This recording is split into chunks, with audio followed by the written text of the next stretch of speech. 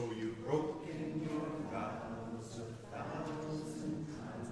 So you've broken your vows 1,000 times. So you've broken your vows 1,000 times. You've broken your vows, whoever you are. So you've broken your worship, power of me. You've broken your caravan of despair. You've broken your sacrifice 1,000 times. Come, come, whoever you are, wanderer, worshiper, lover of me. Ours is no caravan of despair. Come yet again, come, follow me. Come, come, whoever you are, wanderer, worshiper, lover of me. Ours is no caravan of despair. Ours is no yet again of despair. Come, come, whoever you are, wanderer, worshiper, lover of me. Ours is no caravan of despair. Ours is no yet again of despair. Come, come, whoever you are, wanderer, worshiper, lover of me. Ours is no caravan of despair. Ours is no yet again of despair.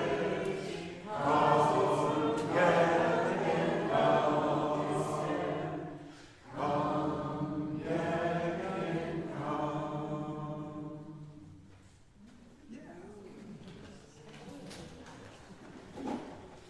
Thank you so much. We are going to have wonderful music this morning, okay, with Ryan, John, and Forrest. So I hope you'll all enjoy the music today. Well, welcome to this gathering. Whether you are here in person or online with us, we welcome you to this gathering today. Oh, please, if you're here, please set your phones to silent, please. Okay. We are a welcoming congregation. I'll say that again. We are a welcoming, no, let's all say it. We are a welcoming congregation. Yes, yes, we are. So whoever you are, whoever you love, wherever you're from, whatever you believe, you are welcome here. Today's service has been planned by Ryan and myself. We were very fortunate to be delegates to the GA. And GA, for those of you who don't know, is the General Assembly for the Unitarian Universalist Association and all the churches. Okay, so we get together once a year, and we were delegates, so we got to vote. Okay, we had some power. So we're inspired by, excuse me, I got off script, now I got to get back on. Okay, we were inspired by our involvement, both before, during, and after GA. It really was an amazing experience. Also, John Downing attended the GA virtually too, so he had the experience. So we hope today to share not a report of what happened at GA. We're not going to give you all the votes or any of that. If you want that information, you can talk to us, and we can certainly give that to you. But we want to share what we learned and what inspired us. Both of us had really deep experiences, and we want to share that inspiration with you. Okay, so at this time, we're going to light the chalice. And Jana Ray is going to help us. And that little light, I think, is still burning down there. Today, we light our chalice, this ancient symbol of communion and equality, a beacon of our love reaching out to all. This light illuminates our past as it guides us into the future. Let's sing Rise Up, O Flame. Rise up, O flame, our light glory, show us beautification and joy. Our first reading will be by Nancy, and I know her last name, Garrett.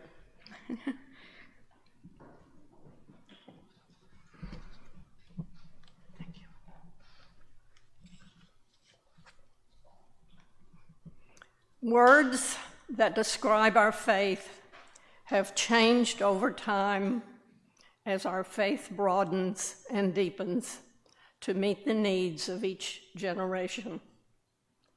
Our 17th to 19th century ancestors laid the foundation of our Universalist and Unitarian beliefs. The societies of their day were very different from ours, and their words reflected their lived experiences. In the 1900s, when the two denominations began to explore a merger, they struggled to find the words that bound the two similar yet different religions together. But through careful listening to each other and finding the common ground, the Unitarian Universalist Church was born and continues to change as times change, for change is constant. We have not a creed that is fixed. Life experiences and societal challenges inform our evolution. So today, may we honor the words of the past as well as the lived experiences of today and move forward.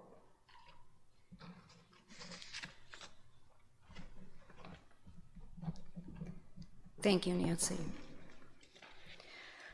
We'll now have a song by Ryan and crew, and it's called Yo Wawa. Oh, yeah. Oh, yeah, okay. That's why I'm over here. This is our team hymnal, and Woyaya was written 60s or 70s by a group from Ghana, Africa, and Woyaya is from the Ga language, and we keep going. 10:20, get in the field, feel free to join us, but we're gonna hop around a bit. We might get stuck on the Woyaya a bit. Okay. Yes.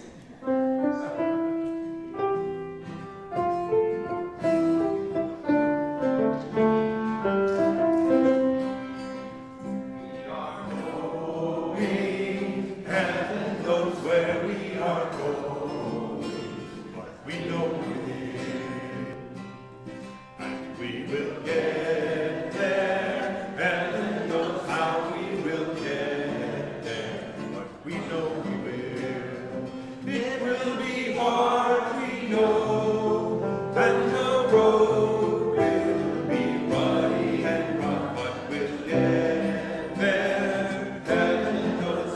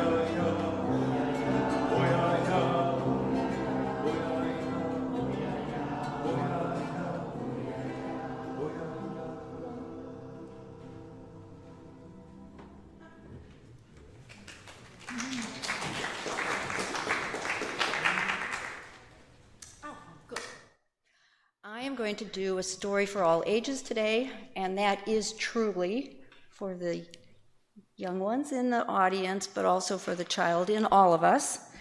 I will invite Lynn to come up, and you know what, moms can come too. No? Okay. All right, so this is for everybody. I'm going to read the story of the koala who could by Rachel Wright and... Yeah, we weren't streaming. Oh, I'm sorry. Thank you. Thank you. I have to use this. Sure. Yes, this is a communal effort.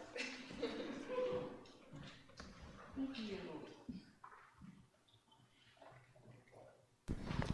Testing? Okay. All right. Okay. So, in a wonderful place where the day was just dawning and the breezes blew soft and the warm golden morning, in a place where the creatures ran wild and played free, a koala named Kevin clung to a tree. A nicer gray fellow you never would meet, as soft thing from his ear tufts to his feet. His favorite way to relax in the sun was to cling and to nap and to munch on leaf buns.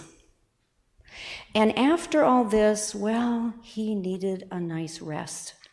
Yes, Kevin liked sticking to what he knew best.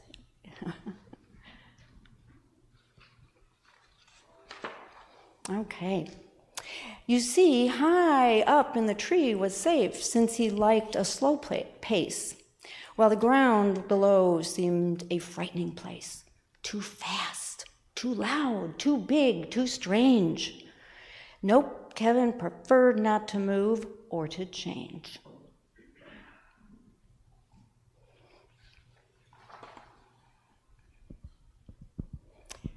My eyes. Yeah, sorry.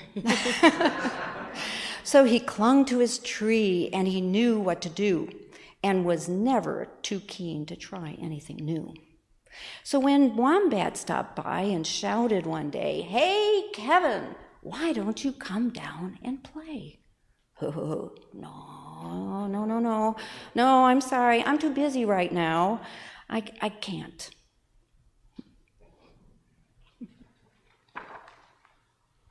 "Why not?" cried the ruse with a super loud cheer. "Well, yes, why?" called the dingoes. "There's nothing to fear." But Kevin, who never'd been one to act fast, said, "I've got clinging to do, and that's not, but it's nice that you asked."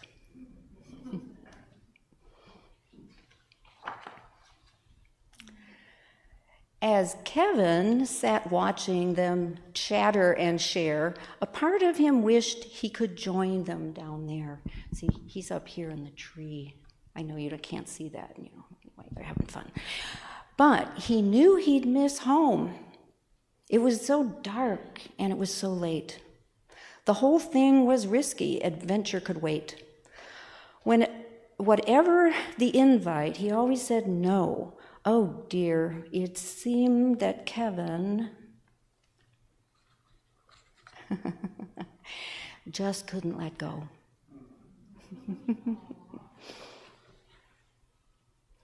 So his life was the same no matter the day.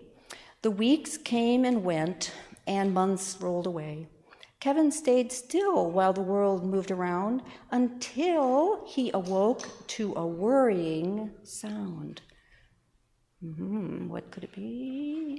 Yeah, I gotta turn it. Tap, tap, tap, tap, tap, tap, tap, tap, tap, tap, tap, tap, tap, tap, tapping on his tree. Oh no! This is a pretty good woodpecker, I'll tell you.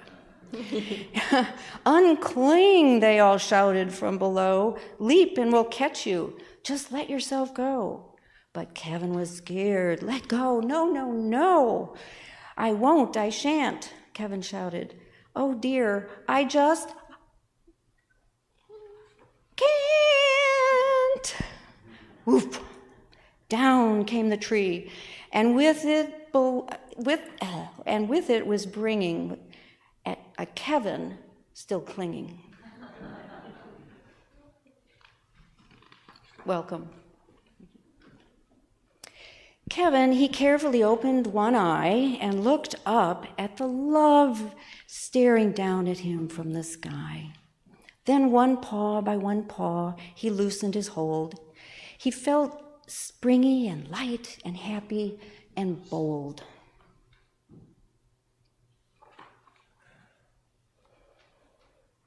The worst he could think of had now come to pass, and he was just fine. Well, why? He felt quite first class. So when Wombat leaned over and held out his paw, Kevin no longer felt worry or doubt.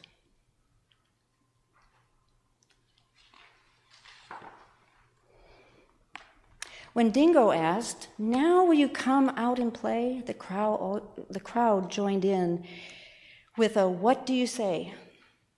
And even though this wasn't part of his plan, Kevin replied, "Yes, I think I can. I can." And Kevin from then on was always a can-do.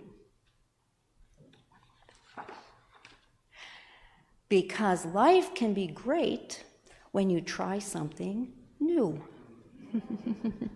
Thank you so much, Jennifer. And take this to your son. It goes to the IE. He can take it with him. Okay. Thank you.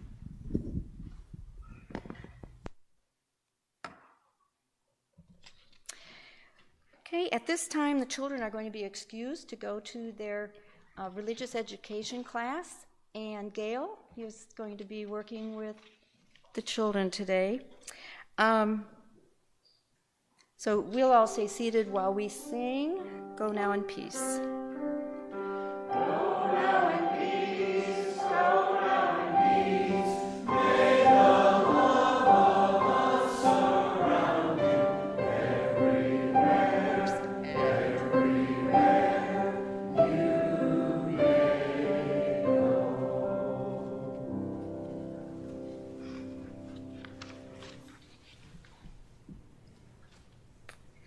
Before we do our silent meditation, is this on? Okay.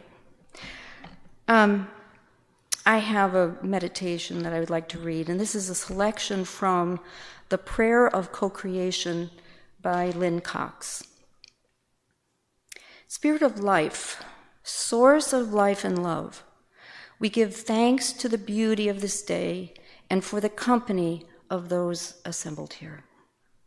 Thank you for the breezes of change, clearing our heads and bringing fresh ideas. May we cleanse our minds of the oppressions and isms that divide us. Thank you for the flame of hope, the heat of righteous rage, and the warmth of compassion, and the life of the fire of commitment. May these bubble the cauldrons of transformation.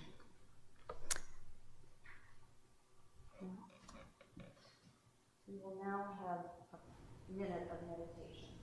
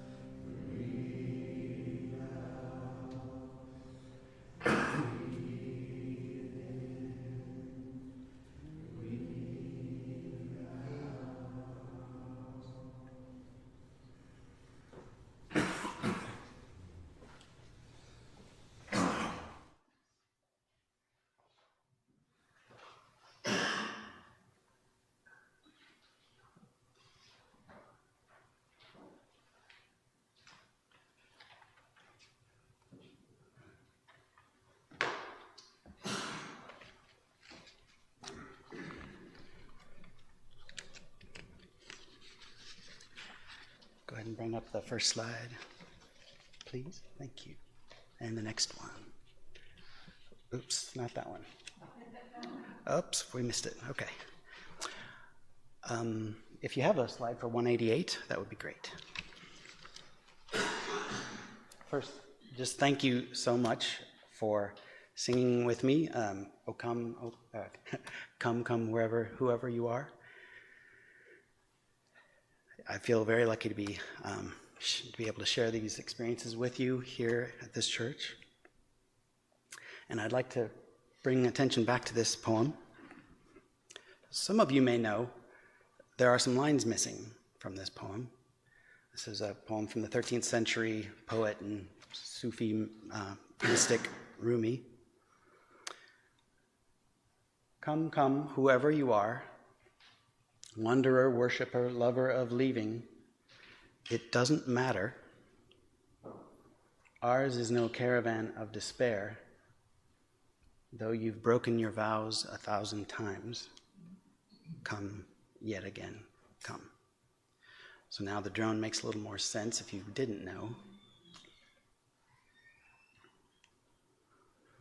In Words of Wisdom, an online ministry of the UU Church of Gwinnett in Lawrenceville, Georgia, Christiana Fernandez McQueen writes about this poem. It is apparent that Rumi's words intentionally welcome the stranger, regardless of their imperfection. What if we are welcoming both the friend and the stranger, regardless of our own imperfection? She was writing in 2017 as a leader in a UU congregation. She goes on to say, "Our vision statements are declarations of what we strive to be. That we often ourselves fall short of these ideals is almost the point.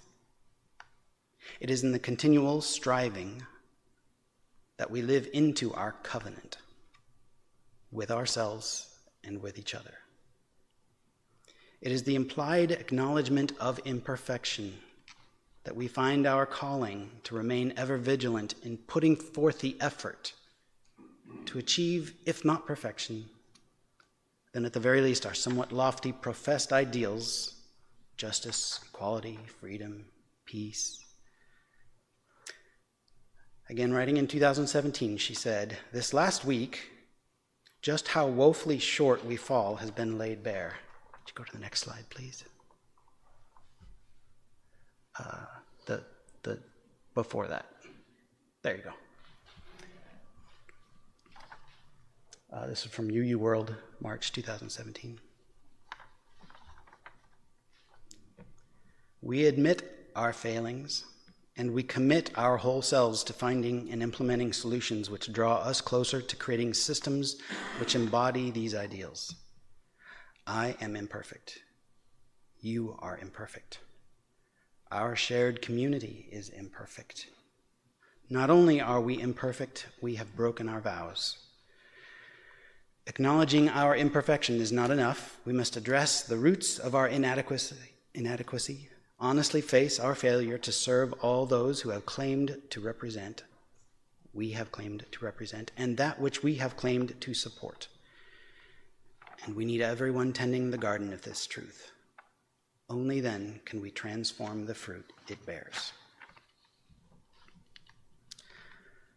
That 2017 context was relatively recent, but like any institution, our past has many more struggles, more failures, wins as well. Our response to racism in earlier decades still haunts us. Our growing recognition of these failings is part of why we are where we are today with the Article 2 and the 8th principle. I'm now going to pivot to what is, to me, the most interesting line of the poem. It is one we sing every time together, lover of leaving.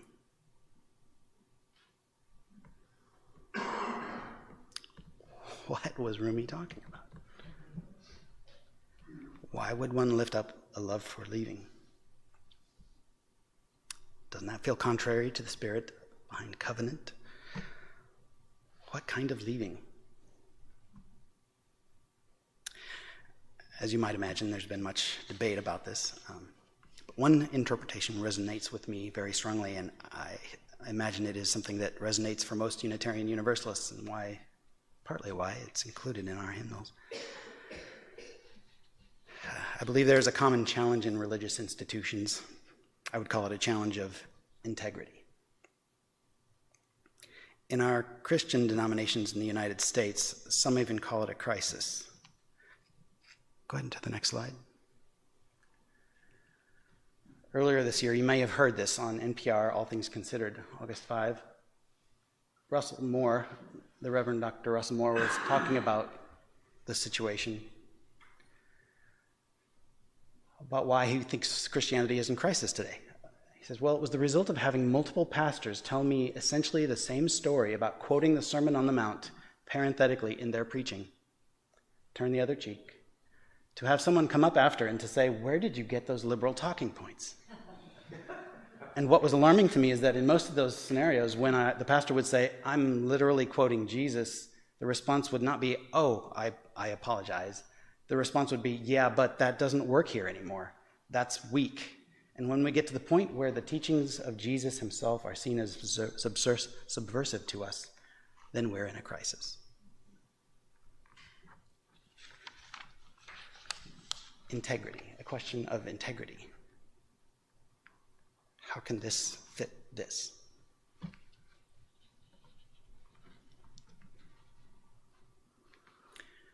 If we were to go around this room today, how many stories of leaving a prior church or religion would we hear?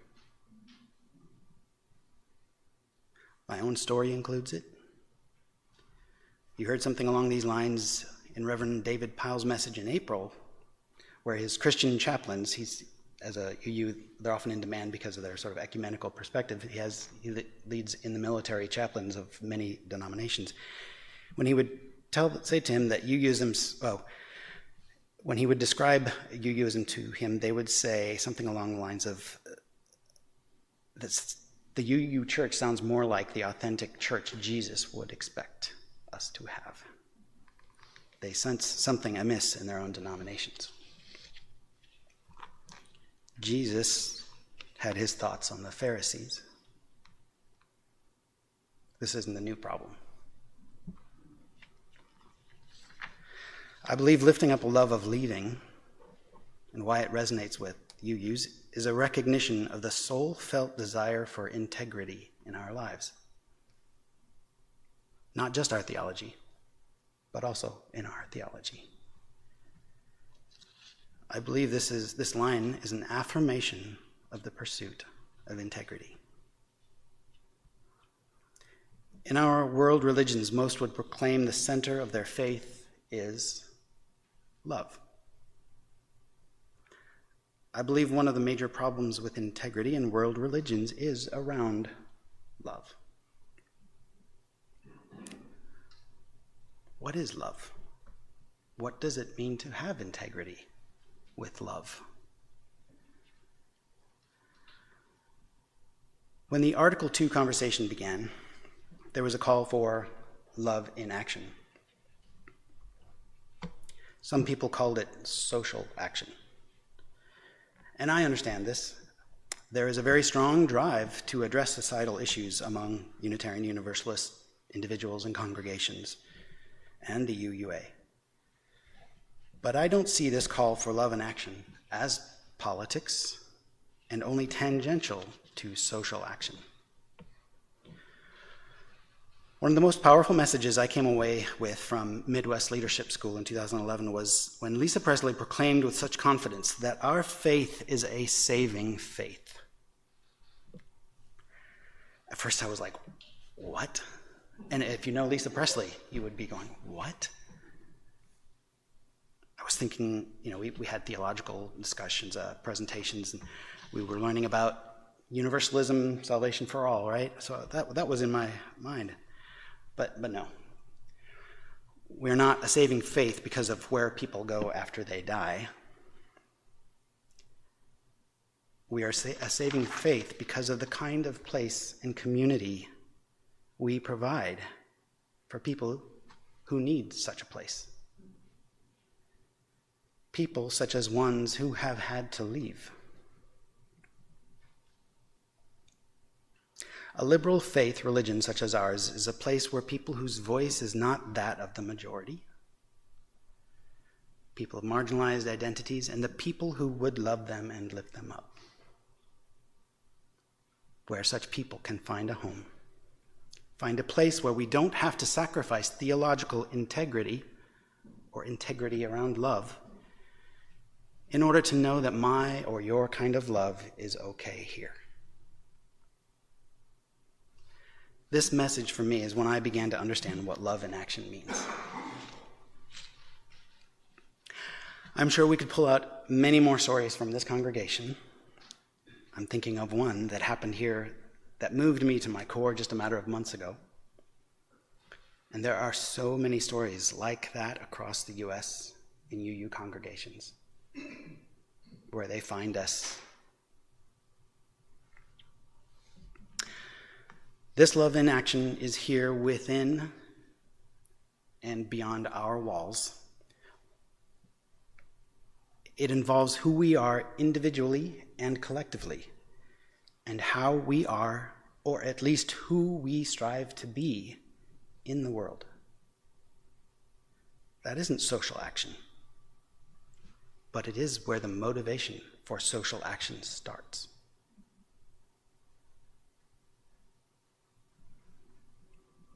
Next slide, please. You might have seen this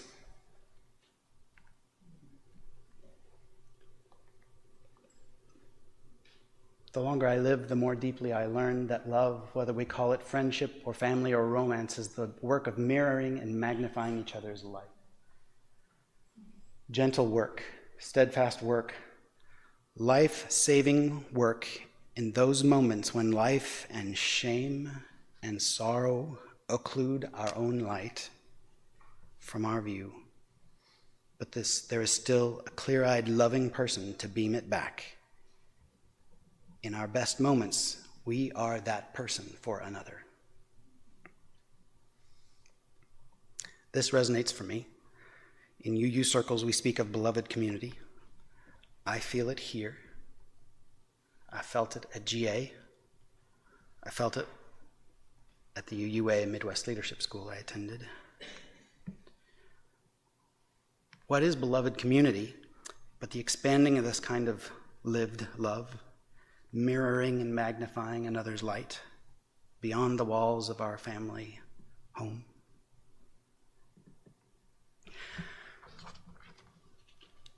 Prior to GA, I hadn't seen the following statement. Go ahead to the next.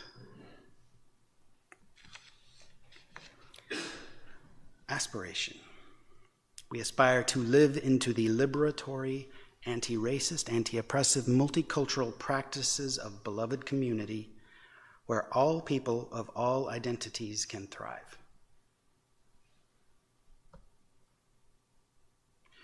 When you are that clear-eyed, loving person beaming back light, you are saying, let's thrive together. It will be hard, we know, and the road will be muddy and rough, but we'll get there. Oh, yeah.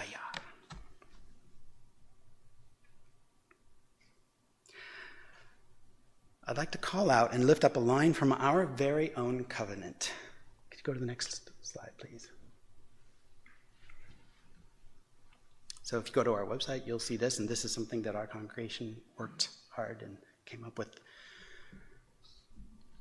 One of the lines reads like this: "We promise to be gentle with ourselves as we seek to learn and practice more compassionate communication and working together to create effective strategies for meeting our needs and the needs of the community. Seek forgiveness and grant it when we fail to keep those promises, and then begin again in love."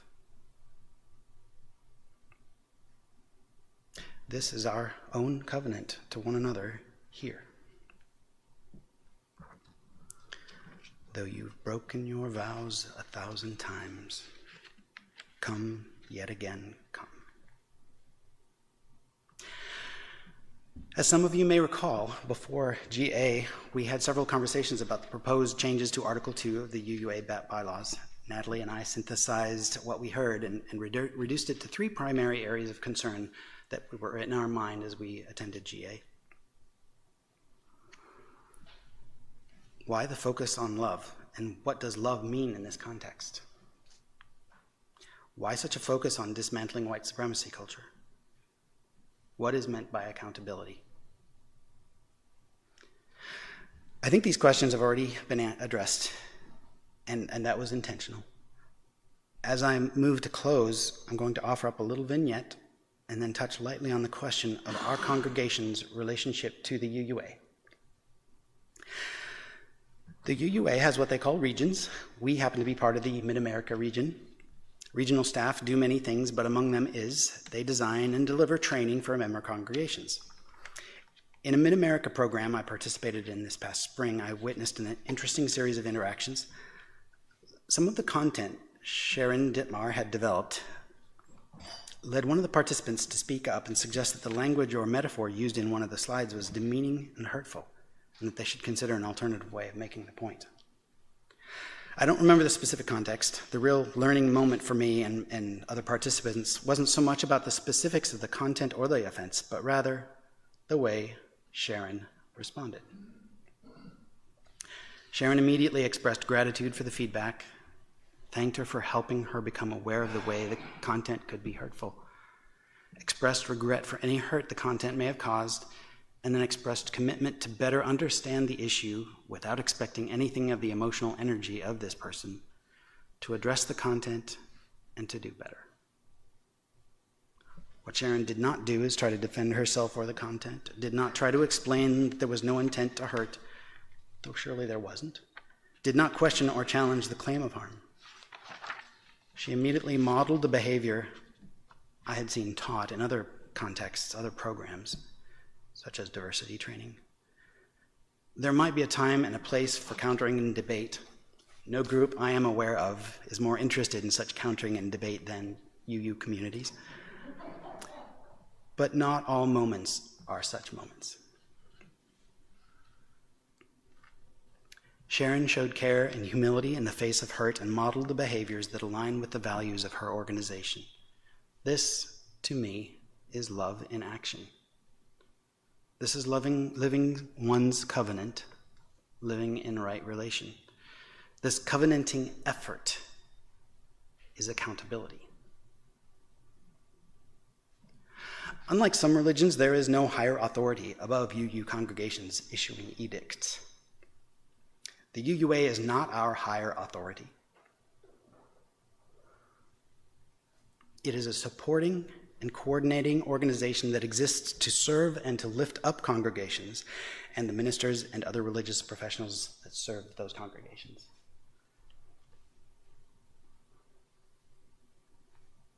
Here's the mission of UUA.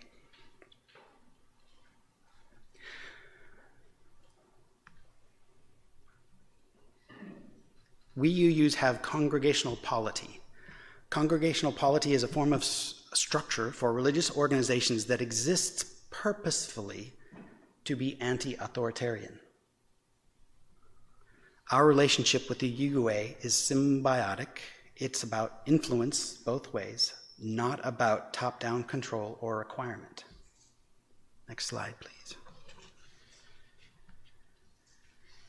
The move to promote covenant in the UUA bylaws is a direct response to the need for accountability that the Eighth Principle grassroots movement exposed.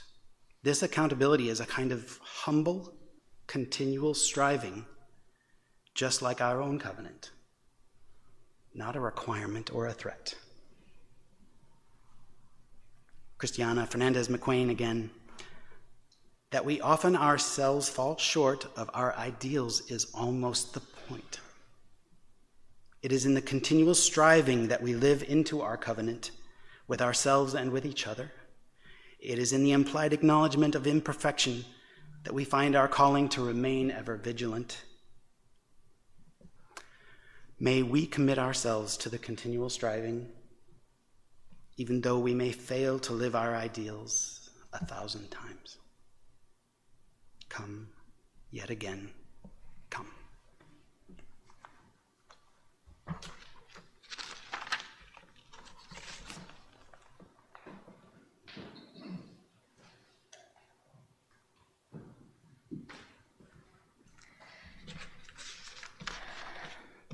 Thank you, Ryan. It's hard for me to go to this next section because I think you can sense from what Ryan was saying the impact that GA had on both of us. It really was an amazing experience.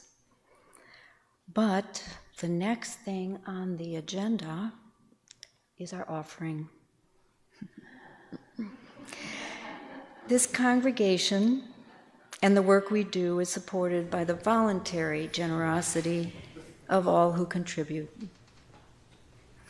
The offering is a sacrament of the free church, and our greeters will now pass a collection plate. Thank you. You may also use the QR code on the screen or donate at our website. As we enjoy the music of Ryan singing again, swimming to the other side, the offering will be given and received in grateful appreciation of our hopes and shared values.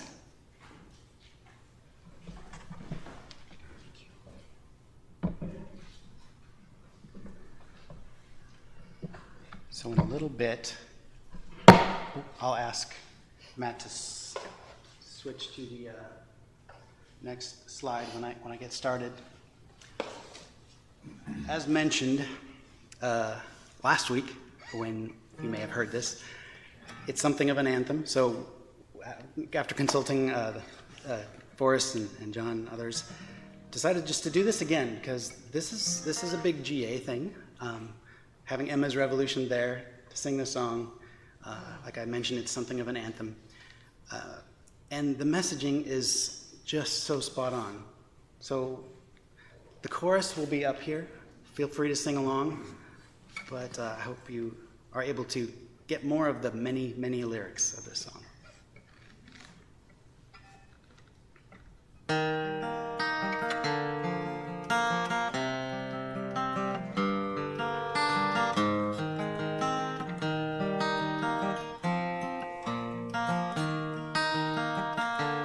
We are living at the Great Big Dipper. We are washed by the very same rain. We are swimming in the stream together, some in power and some in pain. We can worship this ground we walk on, and we need to the lily side. Loving spirit.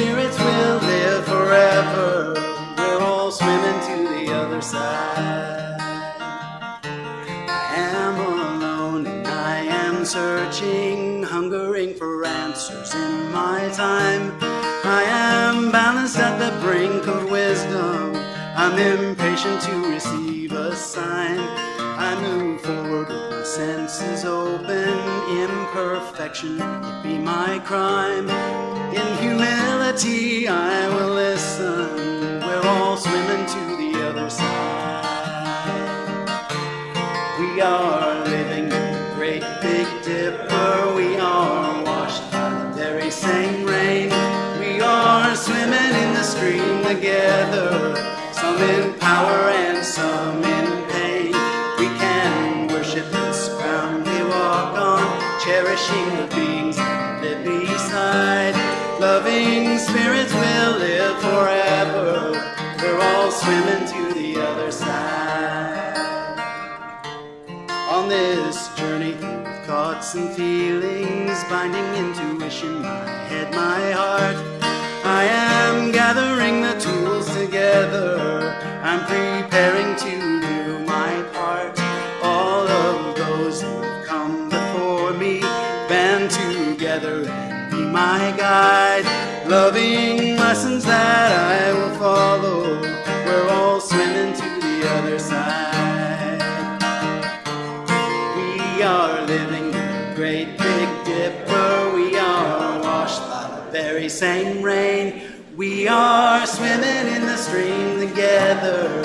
Some in power and some in pain.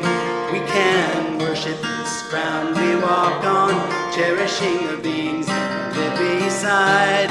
Living spirits will live forever. We're all swimming to the other side. When we get there, we'll discover all of the gifts we've been given to share have been with us since life's beginning. We never noticed they were there. We can balance at the brink of wisdom, never recognizing that we've arrived. Loving spirits will live together. We're all swimming to the other side. We are swimming in the big dipper. We are washed by the very same rain. We are swimming in the stream together. In power and some in pain. We can worship this ground we walk on, cherishing the beings that live beside. Loving spirits will live forever. We're all swimming to the other side. Loving spirits will live forever. We're all swimming to the other side.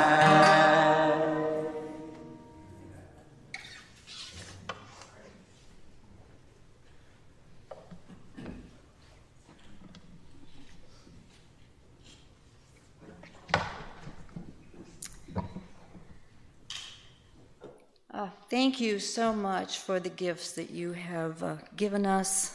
May we use them wisely in the service of our congregation and the wider community. This next reading, I think, will add some context to the idea of covenant. When I first came to the Unitarian Universalist Church, I didn't know what they were talking about. You know, we covenant this and that, and I'm thinking, okay. I'm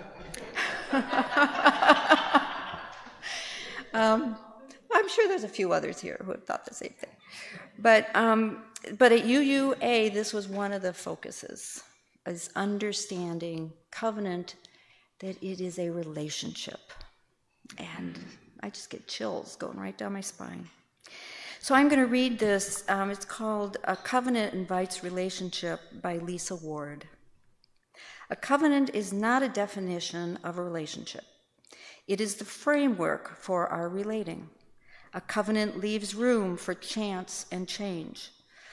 It is humble toward evolution. It claims, I will abide with you in this common endeavor, be present as best as I can in our becoming. I love that. We always think of moving and becoming.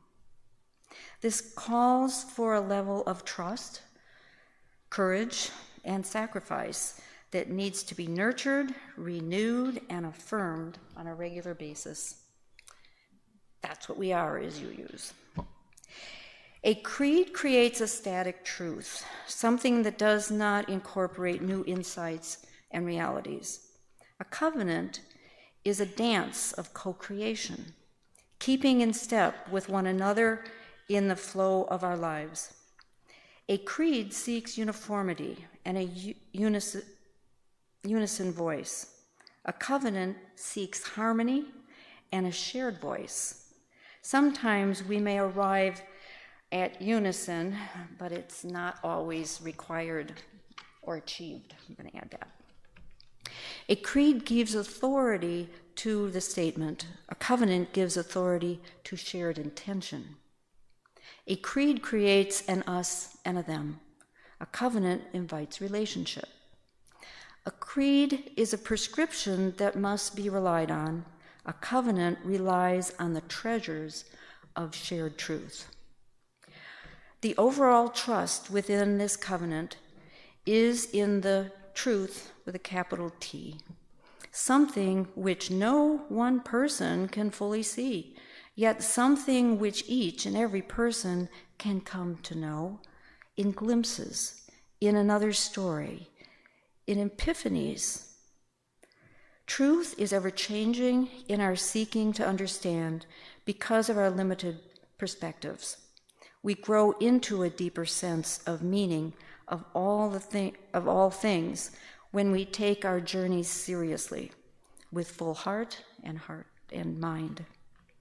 The courage within this covenant is in the acceptance and celebration of life, with all its challenges, pain, ironies, and joy.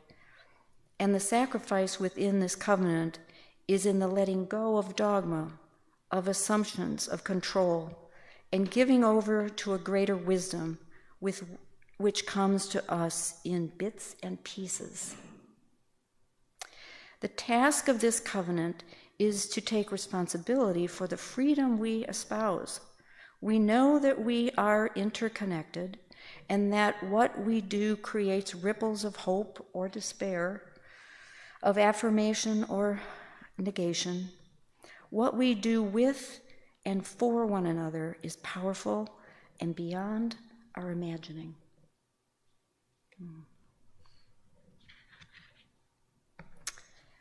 Let's let that sink in for a second.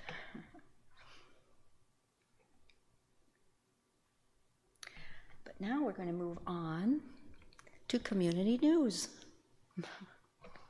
Jana Ray, you have an announcement?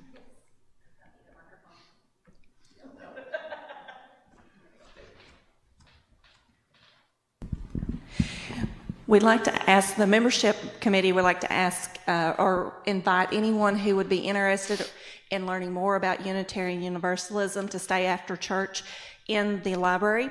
There will be a few of us that will be in there that will be there to talk to you a little bit about our path, but also to answer any questions that you have about the church and about our congregation. Great.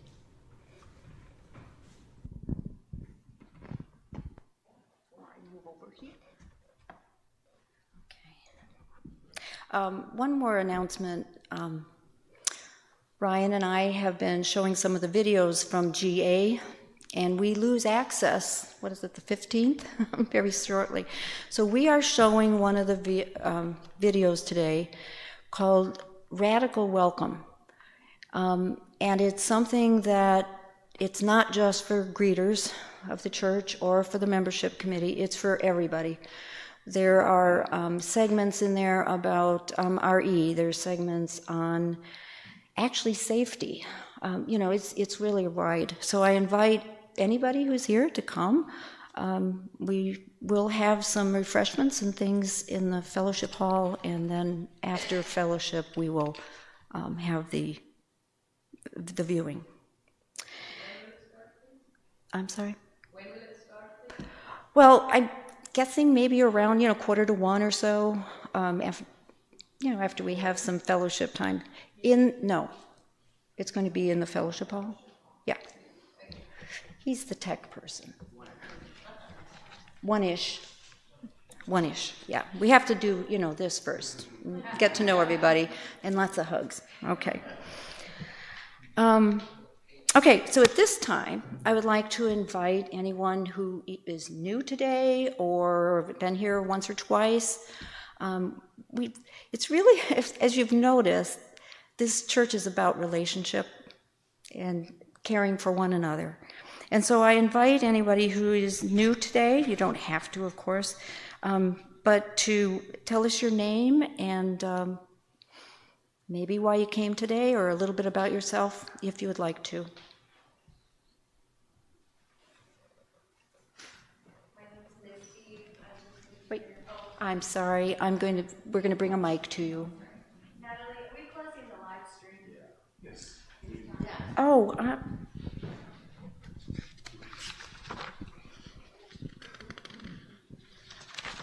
I guess I had that in a different place. Let's see. Okay. Well, I'll just, at this time, we'll say goodbye to all of you who has joined us online. I hope you have enjoyed this service, and we hope you will join us again.